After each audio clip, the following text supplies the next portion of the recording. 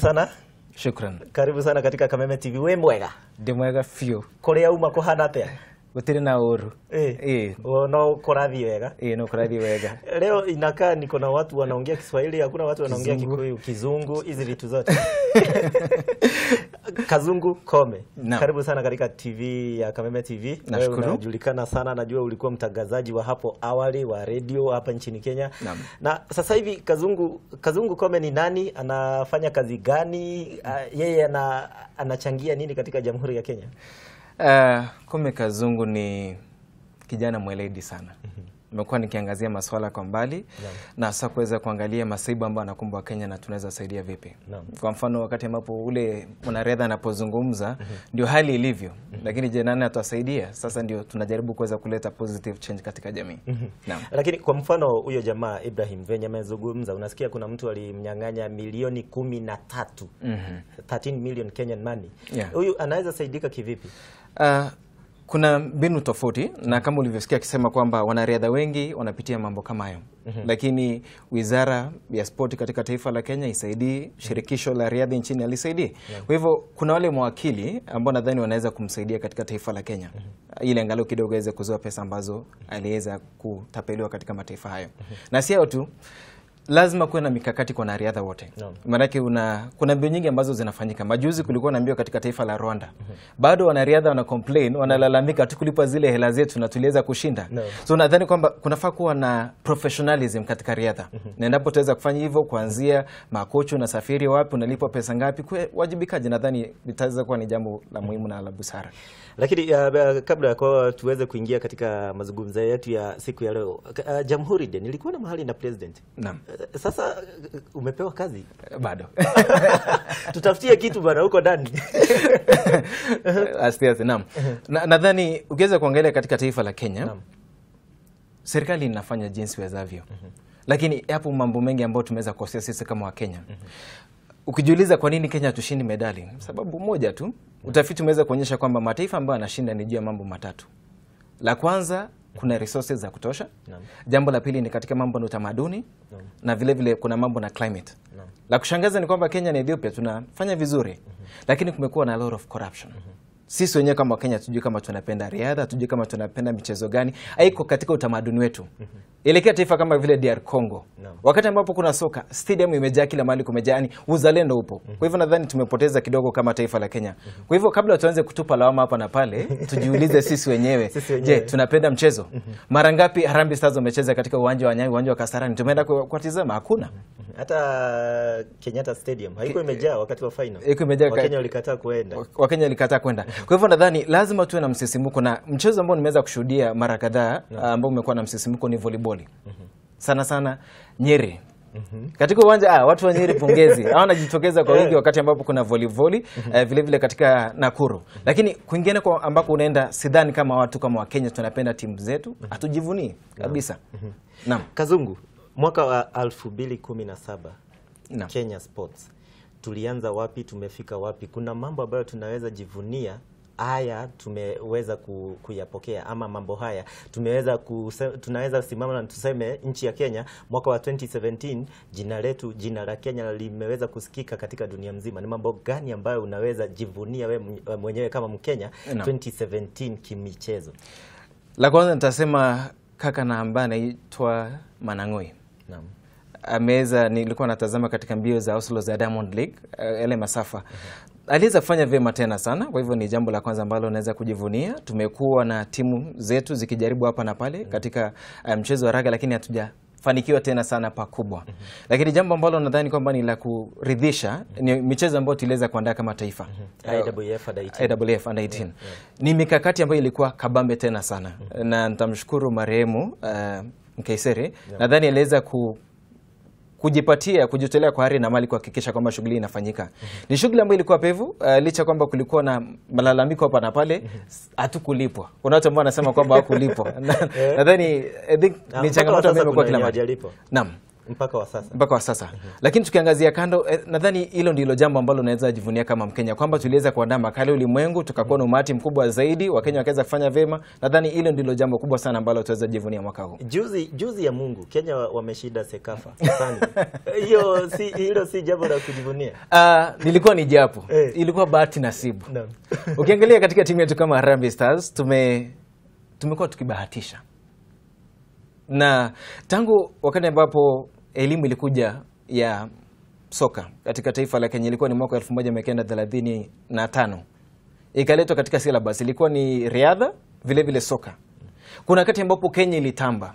Watu kama Kadenge walijulikana.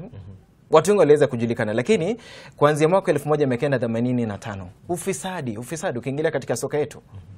Kwa hivyo sasa inakuwa unapata kwamba katika vilabu vingi hapa Kenya si kuhusu talanta yako. Je, unajua kocha? Umetoka katika labda jamii fulani. Unaelewa? So nadhani kwamba soka yetu tungekuwa mbali tena sana, lakini hatujakuwa na mikakati kama Harambee Stars. Mara nyingi tumecheza. Mwanzo kidogo nitaambia pongezi, tumeweza kupanda katika rankings zile za FIFA, msimamo ya FIFA, lakini si pakubwa tena sana. Kuna mechi ambao tulicheza lakini kuna mataifa ambayo tungeshinda. Tulicheza na Iraq wakatushinda. Wakatugonga. Angalia. Timu ambayo kidogo sheli tunajaribu kidogo Cape Verde hapa na pale, lakini kumbuka kwamba Cape Verde haiko katika haijakuwa recognized na FIFA. Kwa hivyo ingetusaidia pale pakubwa. Lakini angalia majirani wetu wanafanya vizuri tena sana. Mataifa kama vile ya Cameroon, nadhani tumeanza vema. Na unakumbuka kwamba kocha ambaye amekuwa hapo awali kabla kuwa msaidizi, ilikuwa ni kubahatisha sana. Unavyotazama Kenya tunavyocheza, washambulizi wajui position zao, defenders wajui position, ni kubahatisha. Twende tupigwe sawa. Lakini hata hivyo tunashukuru Mungu kwamba pongezi kwa timu yetu ya Harambee Stars kwa kuweza angalau kufuzu kwa finalizi na kuweza kunyakua kikombe hicho. Shabaha sasa ni AFCON. Na kabla tuelekee hapo katika AFCON, iliniuma sana kwamba tulikosa kupatiwa zile hosting rights za CHAN. Maana hatuko tumejiandaa kama taifa. Mpaka wa sasa kuna story ambayo tunaandaa. Ukienda katika hizi viwanja zote, nayo stadium iko tu hapa. Hakuna kazi inaendelea. Ukiongea na contractor anakuambia bado pesa haijatoka kutoka Sports Kenya. Ukienda wa Kipchoge Stadium kuna two different contractors. Hao wawili wanafanya kazi moja. Wanakuambia mimi sijapewa pesa, mwingine anakuambia sijalipwa pesa. Kinoru Stadium contractor anakataa kuongea, manake ametumia pesa zake mpaka amefika kikomo. Sasa unashindwa hizi stadiums. Kenya Premier League inaanza January, inaanza next year. Watachezea wapi akina AFC? Akina Igwe Dabe itachezewa wapi? Na inaaminika kwamba huo inachezewa katika uwanja wa Nyayo Stadium. Hizi viwanja hakuna kazi inaendelea, zimekwama hivyo. Tuseme nini? Hapo ndio pana tatizo kubwa sana. Serikali ishatoa hizo hela, lakini kwa watu ambao wanapaswa kuweza kuzitumia vizuri, atumii vizuri. Na nadhani katika muda mwisho wa Rais Uhuru Kenyatta, ile ndilo jambo ambalo kidogo ataweza kuangazia. Maana ukiangalia sport iko katika agenda ya Jubilee kuhakikisha kwamba angalau michezo inaleta uwiano katika taifa la Kenya. Lakini itabidi kila mtu aweze kuwajibika. Ni aibu kubwa sana kwamba unapatiwa kazi kama contractor, ushalipwa pesa zako, lakini kutimiza ni jambo ambalo si la busara. Kwa hivyo tunaomba kama sisi kama washikadau labda katika soka, kama wananchi, tafadhali kama ushapatiwa kazi, tengeneza ule uwanja. Maana timu zetu zinapaswa kuendelea kujiboresha zaidi. Naam. Haya, tukitoka kidogo kwenye futiboli, tuingie riadha. Mwaka wa 2017 itakumbukwa kwamba Kipchoge ama Eliud Kipchoge aliweza kuretire kutoka kukuwa president wa AK. Kutoka president wa NOC. Sasa hivi tuko na Paul Tergat, ndiye president mpya. Kidogo atasaidia wanariadha. Naam. Paul Tergat na Barbas Korel ambao bila shaka ni mwenyekiti wa tawi la Nairobi. Nadhani ni watu ambao kuna moyo wa michezo. Wamekuwa pale kama wanariadha. Mtu kama Korel, kuna wanariadha wengi ambao wanashiriki katika mataifa mbalimbali kama vile Marekani. Yeye mwenyewe tu kama vile Kemboi amewapeleka katika mataifa ya Marekani. Kwa hivyo ni mtu ambaye nadhani kwamba wameperform vizuri. Amekuwa pale, nadhani kwamba wakati ambapo tunajiandaa, angalia tayari washatoa budget. Msimu uliopita ilikuwa ni milioni 350, sasa ni 40 million. Kwa hivyo ni jambo ambalo naamini kwamba washatembelea kule ambako michezo ya madoli itaweza kuandaliwa. Nadhani kila kitu kiko shwari. Lakini ingekuwa ni hapa awali tulikuwa tunafanya mambo dakika ya mwisho. Lakini nampongeza sana Tergat na Koril, wameanza kazi mapema zaidi. Kwa hivyo kisa ambacho kilifanyika 2016 Brazil tusingoje. Na nadhani kwamba wakati ambapo tunaendelea na mambo haya, itakumbuka kwamba katika hizo Olympics kulikuwa na shida wanariadha wakaweza kulalamika. Jambo ambalo nitasema tukumbuke kwamba officials ni muhimu akuwe pale, lakini mtu wa maana sana ni mwanariadha mwenyewe.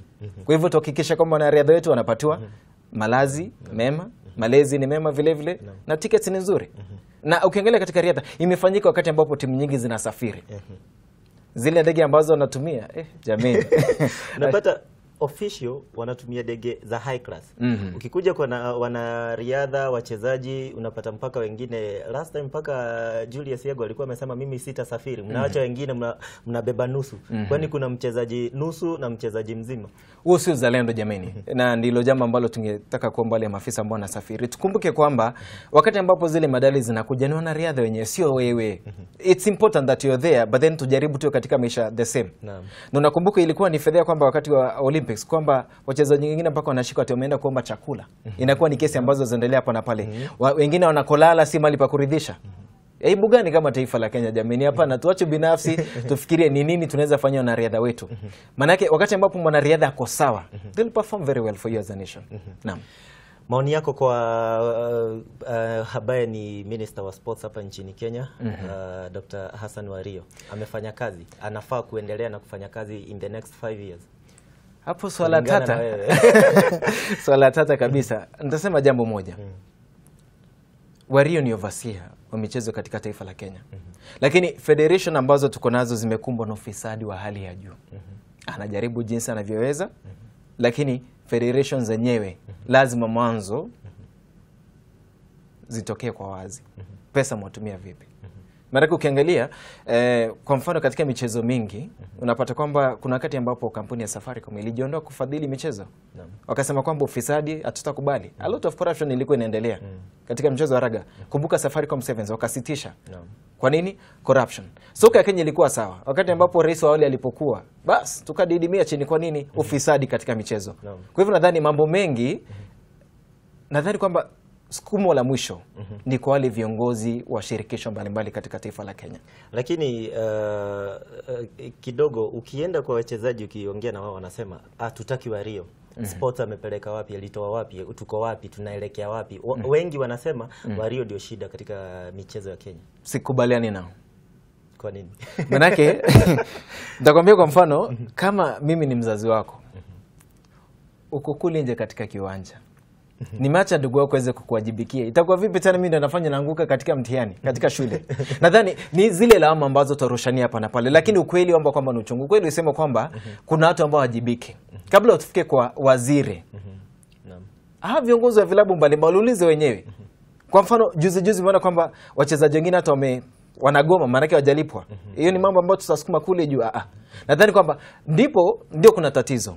Tusisukume lawama zetu kule juu. Sisi wenyewe tujiulize, wewe kama mchezaji, lawama zako ni gani? Angalia Kenya, unafika saa ngapi katika uwanja? Wakati mwingine Kameme, watu ama federations zingine inasemekana kwamba zingine zinapatanga favors kutoka kwa Rio Sports Kenya, zingine hazipati. Ukiangalia Boxing Association of Kenya, wameishi kulalama. Hii mwaka yote wameishi kulalama. Tunataka kwenda championships fulani Egypt, nje ya Kenya. Pesa hatuna. Angalia kuna wachezaji ambao wako na the disabled. Juzi walikuwa naenda Rwanda, walitumia mabasi. How? Basi hapo unaonekana kuna tatizo. Nadhani kwamba ukiangalia katika ili tuweze kujiboresha kama taifa katika michezo. Ipo mikakati. Si kuzungumza tu kwa wazi. Nadhani kwamba washikadau wengi wanapaswa kuja pamoja. Kenya tuna michezo mingi sana. Si soka pekee, kuna mchezo wa kriketi, tuna hizi mbio zetu za magari na michezo mbalimbali. Nadhani kwamba ni vizuri tuweze kuweka mikakati pamoja, isiwe ni lawama. Kama ni waziri, mareke tunasubiri kuona kama ataendelea katika muda ambao unakuja, basi itabidi aweze kutilia manani mambo mbalimbali ya Kenya. Haya, tuseme kwamba serikali ya Jubilee imepata muhula wa pili na ndio wa mwisho kwa President Uhuru Kenyatta. Ni mambo gani matano wewe kama mwanaspoti ambaye anayejali maslahi ya wanaspoti wote hapa nchini Kenya, ukizingatia ni spoti yoyote, mchezo wa mpira wa mguu, volleyball, racing, hizi vitu zote. Mambo gani magani tano ambayo serikali ya Jubilee inafaa kutilia mkazo ama inafaa kustress on? Jambo la kwanza ambalo bila shaka najua kwamba kila Mkenya anatarajia ni mambo na viwanja. Na lipo katika mikakati. Nadhani ni jambo ambalo litaweza kutekelezwa. La pili, tunafaa tuwe na policy kama taifa ya michezo. Na ukiangalia aswa katika masuala ya sports development kama vile vijana ambao taguzia hapo baadaye kidogo, tuko na MAISA pekee, ile ya Mathare Youth Sports Association, ndio pekee imeweza kuweka mikakati mbalimbali. Nadhani jambo la pili ni kwamba basi tuweze kuwekeza zaidi katika michezo hapa katika taifa letu la Kenya. Jambo la tatu ambalo bila shaka nadhani kwamba ni la muhimu tena zaidi ni tuweze kuwa na, nadhani kwamba ni mawazo mazuri kuhusiana na riadha wetu. Michezo yote basically tujiulize tunataka kuwa wapi kama taifa, tuketi chini tuangalie ni michezo gani ambayo iko katika taifa la Kenya. Kuna michezo mingi ambayo hatujashiriki.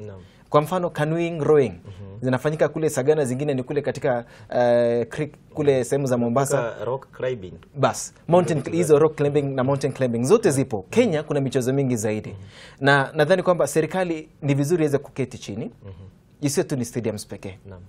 Lazima tuangalie mikakati yote kutoka kwa wanariadha. Tufikirie system yote itatokea vipi, mundo msingi katika sport. Naam. Haya, swali lingine labda ukiangalia vijana, saa zingine wachezaji huwa tunasema si vizuri kuangalia tu serikali, unaimba serikali haisaidii, inasaidia haisaidii.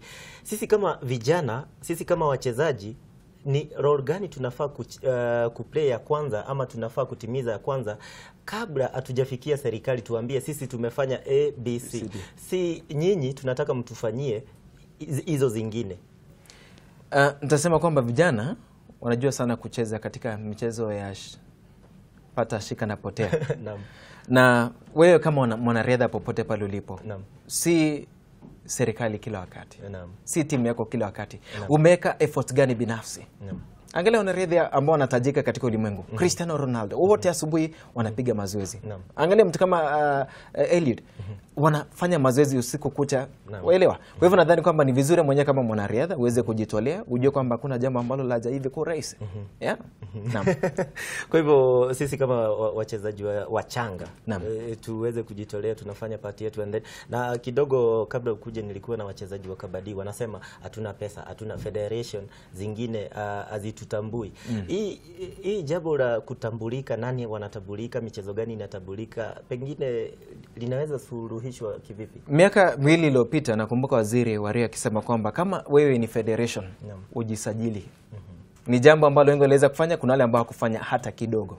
Kwa hivyo nadhani kwamba hizo federations kuna nyingi ambazo ziko hapa. Mwanze kurun michezo yenu professionally. Maana yake naamini kwamba kuna corporates nyingi ambazo zimeweza kuingilia katika mchezo. Kwa mfano benki kama KCB, naona inadhamini mashindano ya magari. Vile vile kuna michezo ya golf katika taifa la Kenya. Maana yake kuna wazi katika shirikisho hizo. Kwa hivyo nadhani kwamba hizo federations mjizatiti, mweke na mikakati, muweze kuwa kama ni akaunti za benki, mko wazi. Nadhani kwamba kuna kampuni nyingi ambazo zitawapatia udhamini. Haya, swali lingine Kameme Kazungu. Labda ukiangalia kidogo katika counties, tuko na county 47 katika Jamhuri ya Kenya. Wote tuko na Minister of Sports, wanafaa kuinua maisha ya vijana kispoti. Pengine for the last 5 years hatujaona hata sijaweza kupatana na any Minister of Sports from any county ambaye anakuambia sisi tumefika hapa tusaidie hivi, sisi tuko na hii ligi tunataka tucheze kama tuko na Kiambu County Football Club, Meru County hivi wanafaa kufanya nini ili waweze kuunganisha nchi pamoja kispoti? Tatizo ni moja katika county hizi zote. They don't care kama kuna miundo msingi katika soka, katika michezo. Wanafanya tu, wanaandaa tu shindano moja pekee, waonekana wanafanya kazi. Na ni riadha. Ni riadha. Wakati mwingine unapata kwamba kuna kombe la governor, siji kombe la nani hapa na pale. It's all show off. Hakuna jambo ambalo tumeweza kuweka mikakati. Kwa hivyo kama ni hizo county tafadhali, tuweze kuangazia kwa undani. Timu zote ambazo ziko katika county hizo zote, tuwe na mikakati. Mnaanza katika location fulani, niingia katika division, zones. After that mkuwe na timu. Kwa hivyo kama ni eneo fulani, county fulani iko na timu. Alafu katika maeneo mbalimbali, inaweza kuwa ni Mount Kenya team. Unaona? Alafu ni michezo ambayo inaendelea. Na ukiangalia kabla hata tumalizie, wakati ambapo tunalalamika kwamba tunahitaji facilities kubwa zaidi. Angalia vio kwa mfano primary schools na secondary, wanaperform vizuri. Viwanja ni vile tu. Wengine hata wanafanya high jump.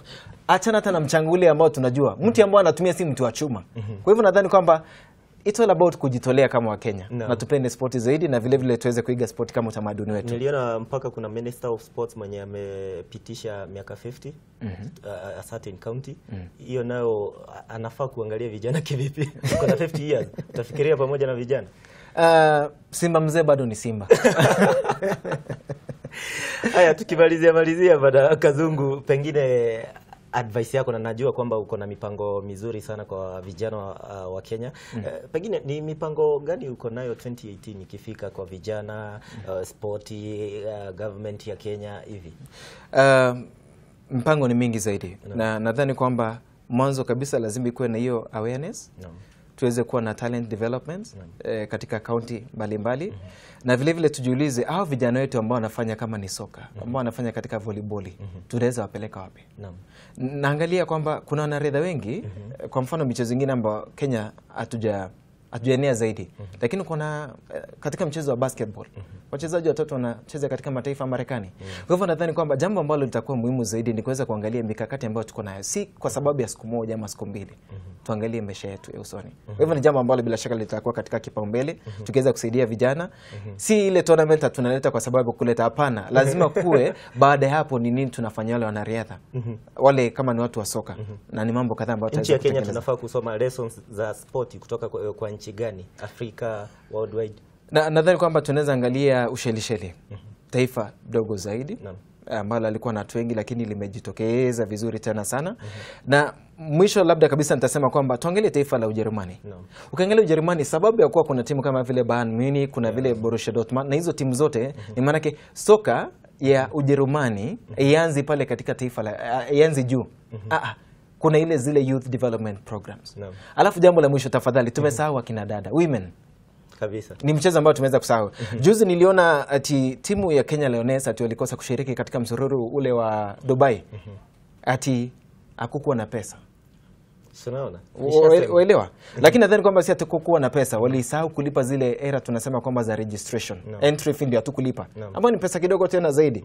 Less than 100,000 Kenya shillings. Waelewa? Kwa hivyo nadhani kwamba lazima pia wakati ambapo tunaangazia kama ni county wale magavana wote tujiulize tunafanya nini na wanawake katika wasichana katika jamii. Zipo timu ambazo zinajaribu. Mathare Youth Sports Association kuna zaidi ya timu 12 za wasichana. Kwa hivyo katika kila county tungejivunia zaidi. Angalia mataifa kama vile Uingereza. Arsenal iko na timu ya wanadada, Chelsea iko na wanadada na wana perform vizuri. Kwa hivyo tukue professional katika timu za wanawake na vile vile vijana tuweze kuzingatia mambo zaidi. Shukrani. Labda neno lako la mwisho tukimalizia. Nitasema kwamba bila shaka natakia Christmas njema yenye baraka za Mungu. Wawili, familia yangu wanaotazama, kuna watu wengi kadhaa ambao wanatazama, watu wote kutoka sehemu za Meru. Asanteni sana. Na nadhani kwa Kenya wote kwa jumla ni wakati wetu. Wakati wetu. So in the next 5 years sport inafaa kuwa juu. Inafaa kuwa juu zaidi. Na si sport za siku moja pekee. Sport ya Kenya lazima iweze kurejea kwa kuwa. Lazima Kenya iweze kutambulika. Si riadha pekee. Joka denge. Tujulikane katika mataifa mbalimbali.